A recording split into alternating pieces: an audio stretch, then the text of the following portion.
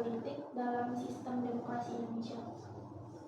Yang pasti pendewasaan politik, pendewasaan perilaku politik, karena itu peran paling penting. Selain memang sebenarnya partai politik ini wadah untuk melahirkan kepemimpinan bangsa, karena undang-undang itu pemimpin bangsa kita itu walaupun jadi independen ada tempat lapor pengkaderan yang di partai politik. Nah, ini wadah untuk pengkaderan pemimpin bangsa itu satu di partai politik.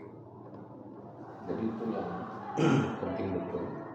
Karena kalau partainya gagal mendidik kader, otomatis nanti ketika mereka jadi pemimpin di sebuah daerah akan juga gagal. Menurut Bapak, seberapa besar peran partai politik dalam menentukan pemimpin? Yang pasti, misalkan saya kebetulan di Bapilu Partai Nasdem Sumatera Barat di dalam pemenangan pemilu, suara rakyat itu, suara masyarakat yang paling penting untuk kami dengar. Dalam mengatur strategi pemenangan partai politik saja, itu suara rakyat yang kami dengar. Suaranya kan banyak, bisa di tokoh masyarakat, bisa jadi masyarakat menengah ke bawah atau masyarakat menengah ke atas, baik secara pendidikan dan lain-lain. Itu penting karena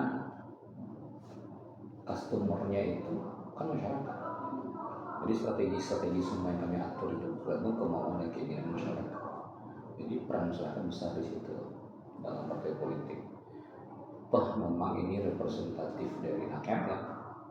Nah, di partai politik itu seperti dibahas tadi misalkan soal leadership, soal kepemimpinan. Pesan moral saya jangan anti dengan politik, termasuk politik praktis.